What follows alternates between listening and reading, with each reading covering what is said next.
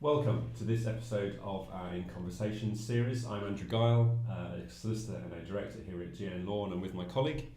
My name's Luke, and I'm one of the associate solicitors in the Police Actions Department. This episode we're going to be looking at Articles 10 and 11 of the European Convention, the right to freedom of speech and freedom of assembly and association. We're going to be focusing on the operation of those rights, specifically as it relates to the sort of cases that we come across. As they relate to individuals, and particularly in relation to protesters. Obviously lots of cases involving Article 10 in particular, often involve newspapers and the media, but we're not going to be looking at it from that side of things. We're going to be looking at two particular cases, looking at how the police operation of their powers for arresting people for a breach of the peace, either an actual or an imminent breach of the peace, and then we're also going to come on towards the end of the video to look at some more topical issues, including things like drill music and new criminal behaviour orders which have replaced ASBOs. So, without further ado, I'm going to turn over to Luke, and you can kick us off with some of the basics, setting out the rights and how they work. Yeah, so certainly we're looking at the ECHR. I mean, certainly putting sort of breach of the peace on one side, it has existed in terms of common law before our Human Rights Act, so it's certainly not something that's only really existed since then. Yeah. But looking at the rights, I mean, just to give a basic idea, you've got two types of rights. You've got what's called absolute rights and qualified rights, bit of jargon, but essentially absolute rights, you're talking about Article 2, 3 and 4, which is about your right to life, right not to be tortured, inhumane treatment, and 4 is largely about slavery and those sort of aspects. And so when they talk about absolute rights, it means you are guaranteed those rights. The state cannot do anything to interfere with those rights. And the most obvious example is we don't have the death penalty in our country, which would obviously interfere with, let's say, for example, your Article 2 right to life. Yeah. We're going to be looking at Article 10 and 11. Like you said, they are a little bit interchangeable, certainly in terms of the cases we're looking at. They're not the only qualified rights, but what those rights essentially mean is you have the right, let's say, for example, to protest, or Article 8, which we're not talking about too much today, but that's right to private and family life. Yes, you have these rights, but there are certain situations where the state, perhaps in the form of the police or otherwise, can interfere with those rights, so you can't enjoy them as fully as you would perhaps like. Yeah. And that's sort of balancing the right of the individual versus the rights of the public, perhaps. Let's say, for example, not to be subject to criminal behaviour, let's say, which is sometimes the argument in regards to, say, breach of the peace. Yeah, so the sort of, I mean, another example of the conflicts you can get is that sometimes, the press's freedom of speech, yes, their Article 10 right can conflict with an individual's Article 8 right to privacy. Yes. And I'm sure anyone watching this video will be familiar with the sort of cases that have been brought up in that regard, with famous people challenging and asserting their Article 8 rights, and the press trying to push back with their Article 10 rights, and that's where you have this human rights balance where they actually sort of conflict with each other, and they're saying, well, this is my right, and the other person says, well, this is my right, and the court has to say, which one takes primacy. Exactly. But then, of course, you have other situations with the police when they've got a duty. Yes. And they have powers to arrest people in certain circumstances, and again, it's a question of looking at the balance. And a word we'll come on to a bit later, proportionality as to what's appropriate in the circumstances. Yeah, so exactly. So the two cases we're looking at the first one, which is, they're both sort of, the first one is a House of Lords case. Again, that's before the Supreme Court sort of came into being, which essentially replaced the House of Lords, so top courts. The second, which is this case of Laporte, and it's versus the Chief Constable of Gloucestershire. 2006 case, so a little bit old, but it's still seen as a lead case for this sort of issue. And more recently, sort of coming towards sort of a 2017 case, is Hicks versus the Commissioner of Police of the Metropolis, so Metropolitan Police. 2017, so a lot more recent, and it does mention Laporte, so having some idea, and certainly us looking at Laporte, is quite helpful in that regard. It means we get some idea of how it was decided in 2006 and how it's still being looked at, certainly modern day. Sure. So I think firstly we'll kick off with Laporte, our sort of 2006 case. So tell us what happened in there. What are the basic facts? Right. So the basic facts is the claimant, in this case Laporte, she was a peace protester. And so in 2003 when we had this issue of the Iraq War, you had a lot of, and it was quite a countrywide, felt feeling about anti-war and sort of the different sides, if you like, as to the rights and wrongs of it. Not that I intend to go through any of those today whatsoever, but the bottom line is she opposed the Iraq War. And so at a particular point, there's a particular place in Fairford where you had an army base, and there was a protest that was set to go ahead on a particular date. And I think the date here I've got is 22nd of March 2003.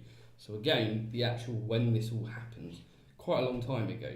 Now, there's a lot of information in the actual judgment itself. I mean, the judgment itself does run for a good 150 odd paragraphs, which I've thankfully summarised, which makes my life much easier for this purpose.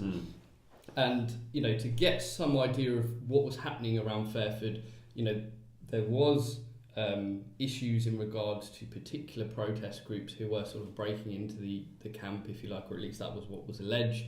And so in general, there was some idea of police issues in regards to potential, or at least alleged disorder that might break out as a result. Now, there's no disagreement in regards to all the right sort of procedures being done by those who wanted to do the protest, so notification of the police in advance.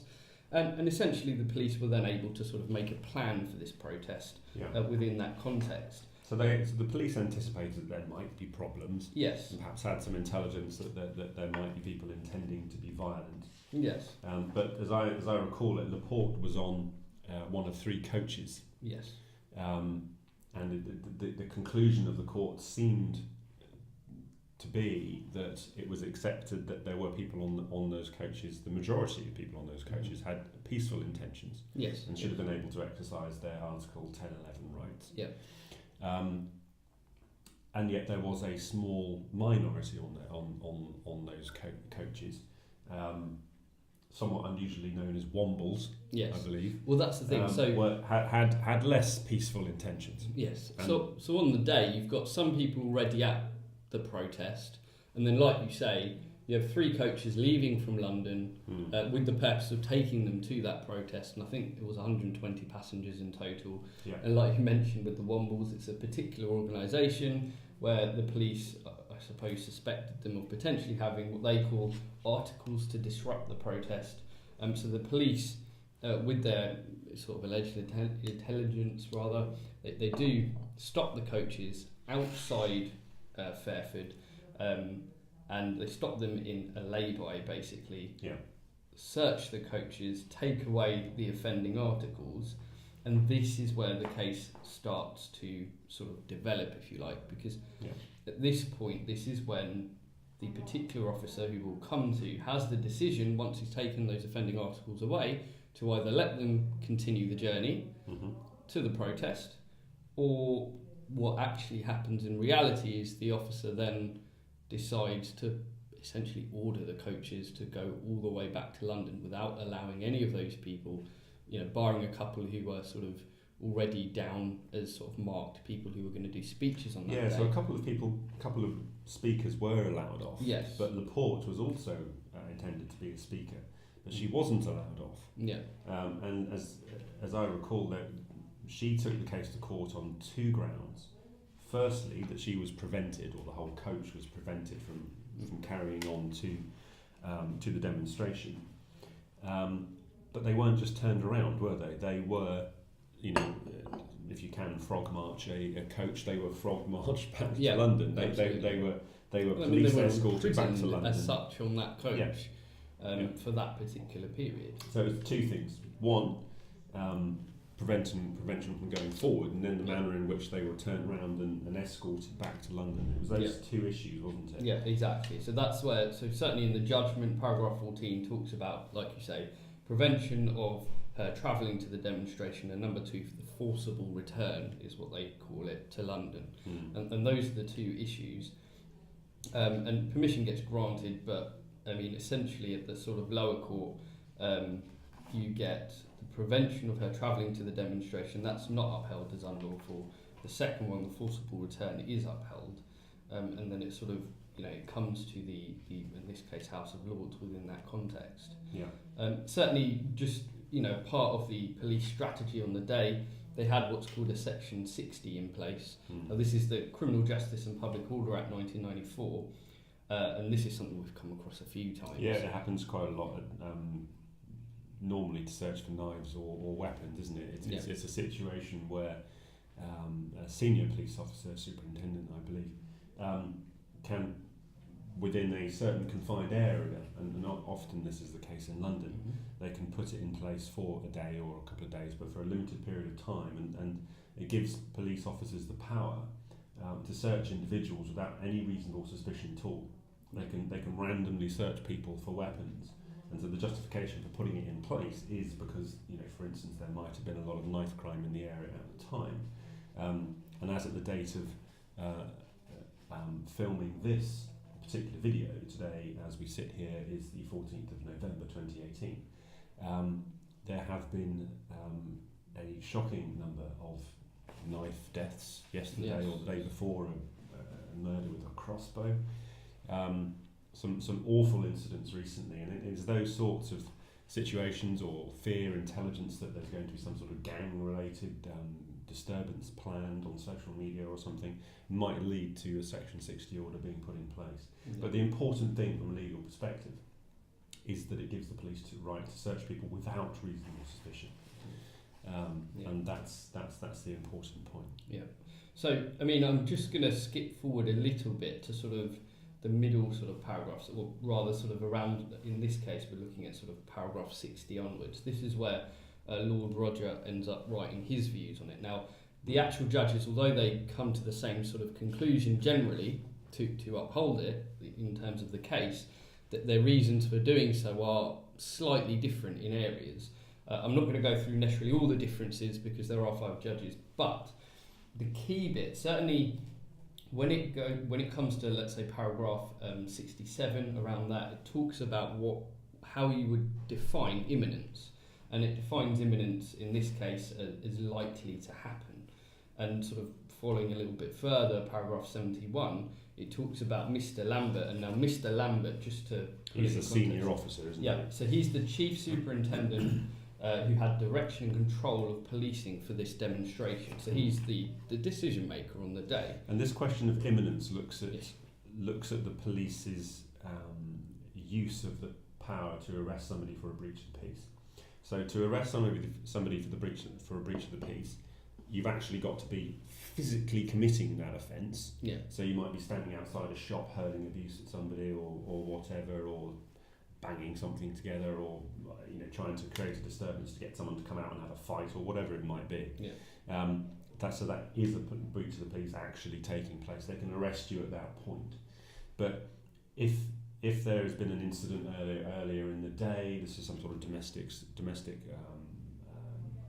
argument between whoever, wife, husband, brothers, sisters, and the police see you coming back to the house. So they're called to the house, they're at the house, they're talking to somebody about something that's already happened. They see you walking towards the house again, and they think, well, I'm being told about some big bust up that's just happened, and here you are coming back, you're looking very angry and you're carrying a stick. That officer does not, and I don't think anyone would want them to have to wait for you to actually strike someone with that stick before they arrest you. It's pretty obvious what you're up to. It's pretty obvious that you're coming there to cause a problem. They've got reason to believe that's what your intention is because of what they've heard has already happened earlier in the day, and they can arrest you preemptively. Yeah. On the basis that they can see and reasonably judge in the circumstances that there is likely to be an imminent breach of the peace. So this is what comes in here, because the police, as I understand it, were trying to justify their behaviour in part, not totally, but on the basis that they were exercising their powers to try and prevent a breach of the peace. And that's the thing, it's this idea of preventative action. And so when does that kick in? And so we've actually got, looking at paragraph 66, there's quite a good quote where it says, when the breach appears to be imminent, but not before, all the various options, arrest, detention, restraint, warning, become available, and the officer can choose the option or combination of options that best fits the circumstances. Again, separate issues about proportionality afterwards, and we'll come to that. But it's this bit of not before that's quite key. And the reason, sort of going forward, it then says Mr. Lambert, who knew all the relevant circumstances, so this is the officer with the decision-making power. It says, in fact, considered that when the coaches reached Lechlade, a breach of the peace was not imminent. No. So that's his finding. Now that made it a little bit, I wouldn't say easier, because by no means is this a simple sort of judgment balancing the different rights. But when you've got it as an agreed fact that the actual decision-making officer, if you like, has actually judged it as not imminent.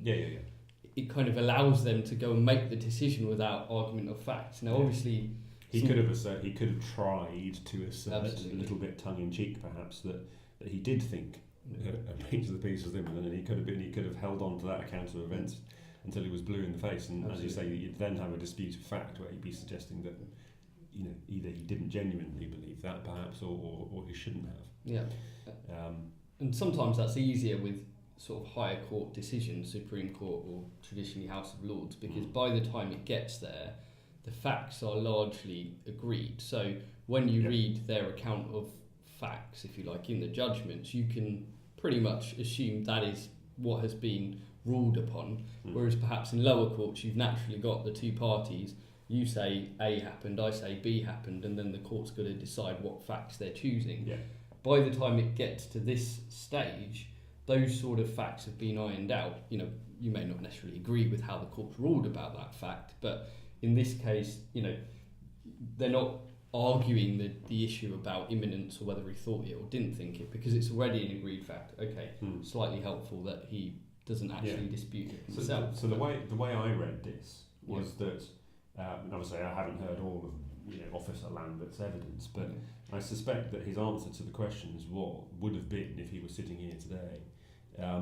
Well, I thought there was probably a reasonable chance that had this coachload of people actually got to where it was intending to go, that there might have been a breach of the peace at some point in time. But if you're asking me here and now, did I think it was imminent? In other words, was it going to happen in the next 100 yards of the travelling of the bus? Then no, it wasn't imminent. But that is the test. Yeah, absolutely. That is the test. Is it happening now? No. Is it imminent? Well, some hours in the future might happen. Well, that's not good enough. Well, absolutely. And so then that's where you look at sort of what they would call proportionality. And this is proportionality within the context of the common law. Yes, it exists within the context of human rights laws and sort of EU law and various different ways, but this is talking about it sort of something that's existed in sort of UK jurisprudence for quite some time. Yeah, and I think what we've sort of like extracted here at paragraph 90, which we can read out to you. Yeah, now, cool. I think this explains hopefully to watchers and listeners where proportionality comes in. So paragraph 90. One of the judges said, "I'm unable to hold that stopping the coaches and all their passengers, including peaceful demonstrators such as the claimant, from going on to Fairford would have been the only practical way of preventing an imminent breach of the peace in the circumstances. For this additional reason, stopping the coaches from proceeding was not lawful at common law and so infringed the claimant's Article 10 and 11 rights." So again, he's saying, well, to a certain extent, he's saying that the police have got, as we've said before, they can arrest, they can detain, restrain, warn, or they've got powers that they can use. It wasn't a foregone conclusion that the only way of dealing with it was to stop them going and turn them around and take them back to London. Because it makes it almost seem like it's black and white. Option 1, allow them to go. Option 2, send them all the way back to London where they're not allowed to leave the coach, as if those are the only two options available. Nothing else was attempted. They could have gone on there, given them warnings or whatever. You do this, you do that, we'll turn you round. But then no attempt to make that, no attempt to deal with things in a less heavy-handed way was certainly attempted. Key fact is in their preparation. I think they had prepared for as much as 10,000 people to be at this demonstration, and at that particular time, I think there was only 2,000 or 3,000 there. And the people on the coach was only 120 of them. So putting that in a sort of proportionality context. And just thinking out loud, nobody was kicking off or throwing things or chucking Molotov cocktails or it was a situation that they were fully in control of. Yes. These coaches parked at the side of the road. They did find some weapons on board. They took those then, and some people were removed. Some people were allowed off, so they clearly were being reasonable. Well, exactly. In It's relation not a to blanket some thing people. in the end. No, and in some ways it probably harmed their case that they actually were reasonable in relation to some people, and then just treated other people completely indiscriminately and say, right, all you lot are now going back to London, and we're going to escort you there. Yeah. So it was heavy-handed. They didn't look at the other options, and the reality is that they have to, and they certainly can't use breach of the peace where, in circumstances, factually, it just wasn't imminent. So, I mean, going to sort of paragraph 101, you've got Lord Carswell. He says he agrees with the opinion that the test is imminence and not reasonableness. I'm not going to go too much into reasonableness whatsoever, but essentially that was the attempted argument from the police. And I think certainly always interesting that one of the barristers for the police, Simon Freeland QC, was the barrister arguing their case. Now one of the judges for police action cases in Central London County Court. You can read into it what you wish. But they essentially were trying to get it to be a bit less stringent. Yeah, but it should be obvious that wasn't going to work.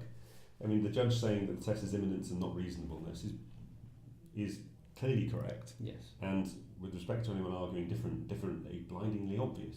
The power being asserted was to arrest for an imminent breach of the peace, and therefore the test is imminence in relation to the power being exercised. You can't just read in reasonableness to something to a power being used. You have to look at the power and apply the rules for that power, and reasonableness is not one of them. No. So yes, good decision, right decision, and hopefully illuminates how these tensions have to be determined when you get into a court situation. And certainly at the end we'll remind people, but I suppose the key takeaway is about this imminence issue. Yeah. And in this situation, the lack of imminence was central to the decision. Yeah, absolutely. So are we going to move on to the second case now? Yeah, exactly. I mean, the nature of the cases, they are long. We're not intending to go through all of them, or at least every sort of different idea from the judges, but sort of looking at the next one, Hicks, this is sort of coming towards 2017 when this case comes out, albeit the actual circumstances aren't from something that activity. Exactly. So the circumstances, and you've got 29th of April 2011, Prince William's wedding, and essentially you get different people who are arrested for an imminent breach of the peace, or at least that's the allegation from the police, for anti-royalist protests, if you like. Now, when it comes to this decision, this is Supreme Court, you've got 4 appellants, and they weren't just the only ones. There was a whole host of different potential appellants, but they were treated as the test cases. And for all intents and purposes, they aren't necessarily linked. Sort of paragraph 3, although we'll go back to it, so not to mix it up too much in order, but it does say at paragraph 3 they're arrested in separate incidents. The grounds that their arrest was reasonably believed by the arresting officers to be necessary to prevent an imminent breach of the peace, taken to 4 different police stations, later released without charge after the wedding, and the risk of the breach of peace had passed, and their detention was sort of ranging from 2.5 hours to 5.5 hours. Yeah. So that gives a pretty good grounding, if you like, of where we're at. Certainly, I mean, if looking at paragraph 2, which it talks about the gold commander in this situation, and again the head honcho of the yeah, police. Exactly. So just and he talks about the 2 sort of strategic aims of that particular day, and the first one, provide a lawful and proportionate policing response to protest, balancing the needs and rights of protesters with those impacted by the protest. So there's your balance, and then of course maintaining public order. Yeah. So they're the sort of, I suppose, what the police would say was their main goal for that day. The decision, and I'm not going to go through too much about it, but the decision, of course, does talk about Laporte. It talks about an even older case, Albert v. Lavin, which is a 1982 case, quite old, but again traditionally seen as sort of your platform, if you like. Okay. But of course, the difference between that and the reason we haven't gone through it too much is that is pre-Human Rights Act. Albeit the ECHR still existed, because it's pre-Human Rights Act, it obviously has different thoughts, within that process. Albeit the common law, still, by nature about the common law, it's still developed throughout that time. In terms of, sort of looking forward, paragraph 6.7 sets out that provision to appeal was given, so they lost at the lower courts essentially. So their appeal was on Article 5 grounds. Article 5 grounds is about your right to liberty. Again, reminder, it's a qualified right, meaning it's not absolute, you cannot have a right to liberty at all times. The obvious example is imprisonment in of itself being the state restricting your rights. Yeah, so they wanted to protest in an Article 10, 11 sort of way, but this case turned on Article 5 issues. Yeah, absolutely. So Article 5 says you can't be detained other than via a procedure prescribed by law, and therefore, in my understanding of the case, what the lawyers and the court were looking at was whether or not the procedure prescribed by the power to arrest for a breach of the peace, whether that was being operated correctly again. So again, it was looking at breach of the peace, how it operates. Yes. And they started from the Laporte basic position that the power to arrest can only be there if it's happening or is imminent. Yeah. So they were clear on what imminent meant, but they then go on to look at this issue of the purpose of the arrest being to bring someone before a competent court. Well, that's certainly a new angle. And whether or not it is lawful for the police to use their powers to arrest for a breach of the peace when their intention perhaps always was simply to detain them, never take them before a court, and release them once the danger is over. In other words, once the wedding has taken place. Well, that's the thing, because when they are detained, it isn't a question of they're just arbitrarily detained for longer and longer in order to be brought before a magistrate's court. The idea is that once that risk or imminence or has passed, then do the police have that ability to release them early, as opposed to having the intention to arbitrarily sort of continue to detain them simply to take them before a magistrate's court.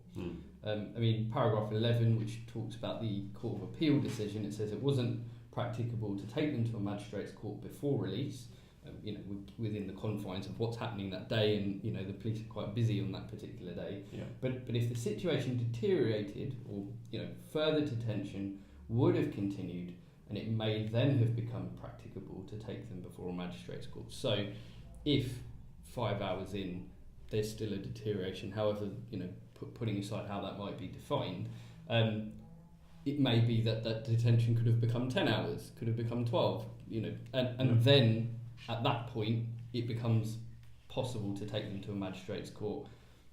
Do you need to hold them that much longer? And then paragraph 29, it talks about Article 5, the fundamental principle, and sort of twin objectives, if you like. So the need to protect the individual from arbitrary detention, and an essential part of that protection is timely judicial control, but at the same time Article 5 must not be interpreted in such a way as would make it impractical for the police to perform their duty to maintain public order and protect the lives and property of others. And so that's sort of, like you said right at the beginning of the video, when you've got competing interests, if you like, and deciding which one has primacy.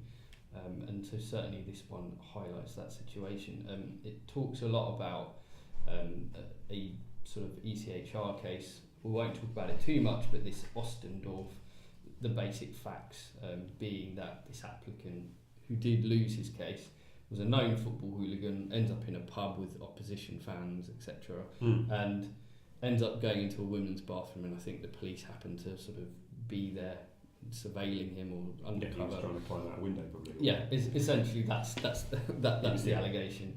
But he is arrested, and I think he's let go an hour after the match finishes, and that's the general situation.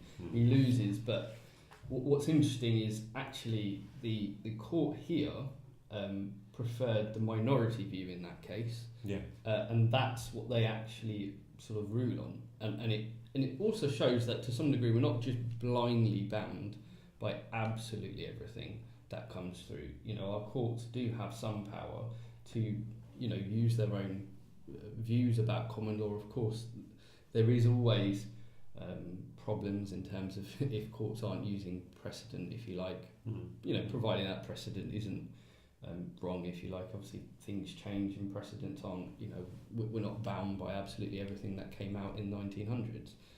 You know, we have sort of moved on with certain things, absolutely. I mean, this is just well, not just, but it is an example of how quite often cases are decided quite properly and appropriately, but with a view to actually arriving at a common sense outcome. Because if it was the case that the police could be criticised and sued for wrongful arrest and false imprisonment if they arrested someone for breach of the peace but didn't take them before the court, then clearly what the police would have to do would be to unnecessarily detain people longer than they need to just to bring them before the court to avoid a civil claim for compensation, rather than, as the individual almost certainly in the vast majority of cases will prefer, for instance, getting drunk, you know, getting arrested for breach of the peace when you're drunk or something like that. They allow you to sober up overnight and they kick you out in the morning. That, you know, that did used to happen an awful lot, not as much these days, but that still does happen in some circumstances. And I'm sure that person would rather not be detained unnecessarily to go before a court. They'd rather they get released at the point at which the police know that the danger of a breach of the peace is over, and they're okay to leave. To my mind, a common sense judgment, and you can see why, you know, taking another quote here, it would be perverse if police were forced to continue to detain, perverse if the police are forced to continue detention to bring someone before a court unnecessarily. Basically. Exactly. So, as opposed to that idea of early release upon the imminence or risk passing, essentially. That's the thing. I mean, the issue isn't about necessarily whether we agree or disagree with Hicks. It's just simply, you know, in this case, Hicks is a sort of recent example. They do lose their appeal, and you know there is an issue in regards to certainly when they're defining, you know, these previous sort of decisions in Ostendorf, and the sort of final bit, if you like, sort of taking paragraph 40, where, you know, up until that point in the judgment, they've been sort of looking at Article 5 in a lot of detail, which I have no intention of looking at right now because, you know, of time. But they talk about the practical considerations for the police. Is it necessary to take action to prevent an imminent breach of the peace in circumstances where there is not sufficient time to give a warning? And the example they give, so this is a direct quote, it says an example might be a football match where two unruly groups collide and the police see no alternative but to detain them, or the ringleaders on both sides, immediately for what may be quite a short time, but basically if that power didn't exist, it could leave the police effectively powerless, is essentially the concern that they have. But yes, I mean, certainly, you know, those two cases, they do work in conjunction. You've got, you know, Laporte, a winner, if you like, putting it, and Hicks, not a winner. But you know, you're having that balance, and certainly, you know, that test of imminence again does arise, certainly in that situation. And so I think really the last thing we're just going to really talk about is some of the even more recent issues, only for a little bit, but certainly in regards to Article 10 more than Article 11. So this is about, you know, the freedom of speech, and there are different speech offences which, again, you know, under Terrorism Act and various different things about incitement, if you like, which is perhaps where that sort of line gets crossed, is about what we call drill music.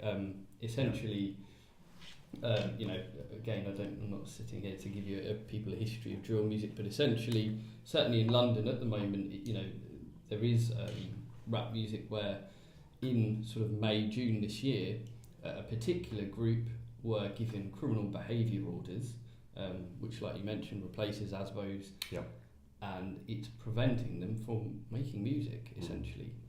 Now, the suspicion is that they're making songs in order to, in effect, pass on, perhaps even preach in some sense, hate Yeah, that's the and allegation. incitement to violence or terrorism, and they're doing it through music in order to try and hide it. Yeah. And try and make it permissible in circumstances where it wouldn't be if they stood on a box in the street. Yeah, exactly. So on the one hand, there's the argument that if you made a direct threat to somebody, that would quite clearly be something the police could do something about. If you put music to it and say it's art, if you like, then suddenly it changes it. Now, I think the key issue, certainly from my perspective, is how sort of as a society, which includes the police, are viewing sort of social problems. Drill music isn't particularly new insofar as music, since it's pretty much existed, has always been a sort of method and art form to talk about... to express social... explore social issues.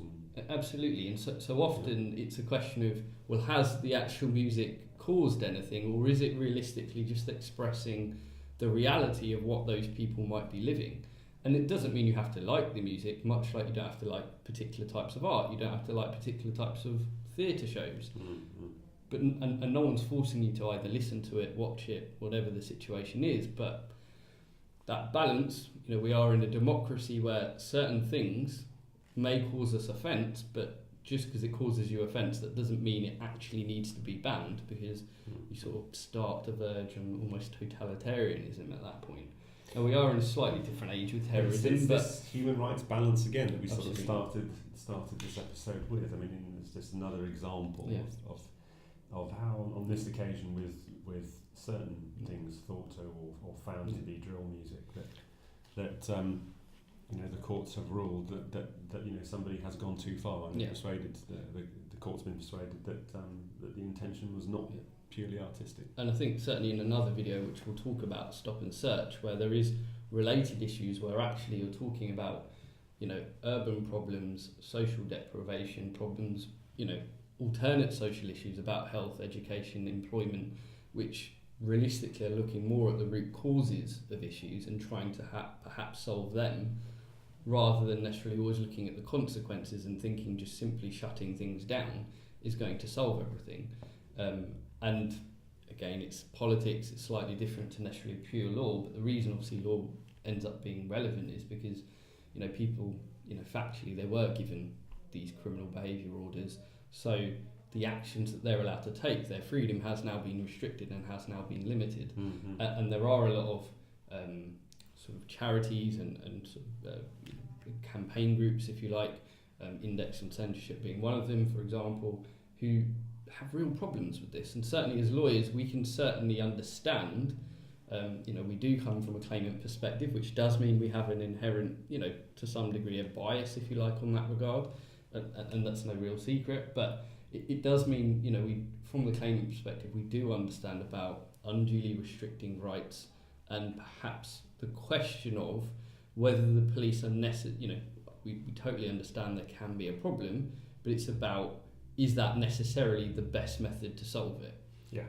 And certainly, watch our Stop and Search video. It will talk a lot more about, again, blanket ideas of trying to sort of prevent consequences, but not necessarily always looking at root causes, issues, and the fallout, if you like, in terms of certainly allegations, racial discrimination, and sort of racial targeting. Yeah, I mean, obviously the police have to deal with problems, but the answer, perhaps in a rather blunt way, isn't always to stamp on it with the heaviest boot that you've got. Absolutely. You've got to do things appropriately. Well, and that's the interaction of politics and police, because ultimately politics is what's going to decide what powers they have.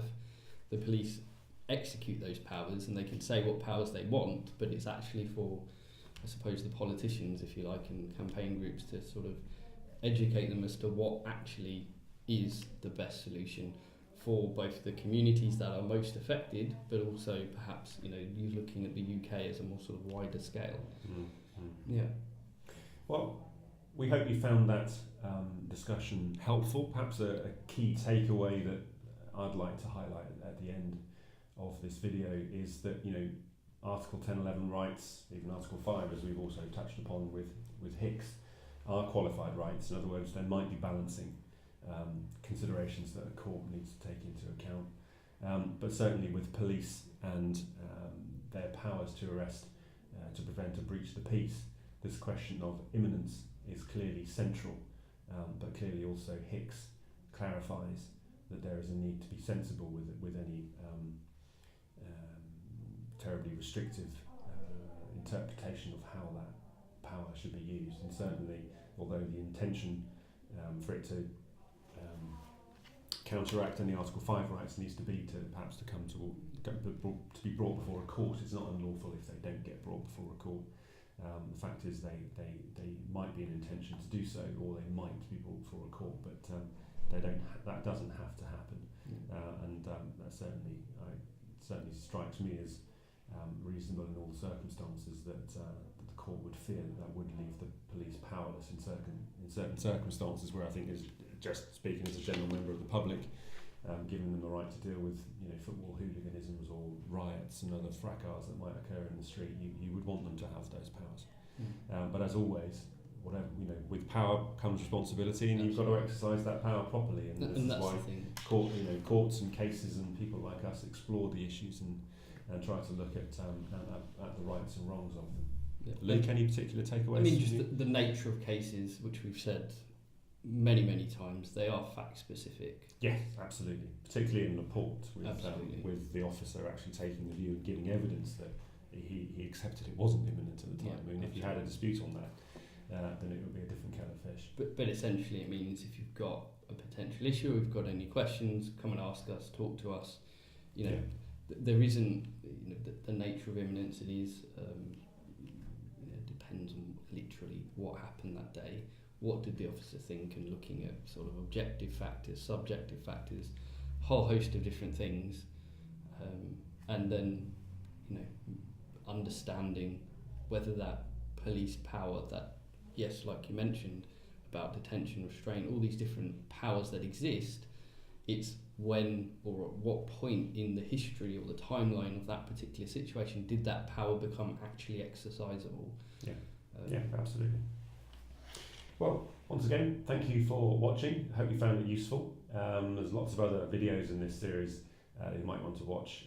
If you have found it useful, feel free to share it and click on subscribe. Take care. Thank you for watching.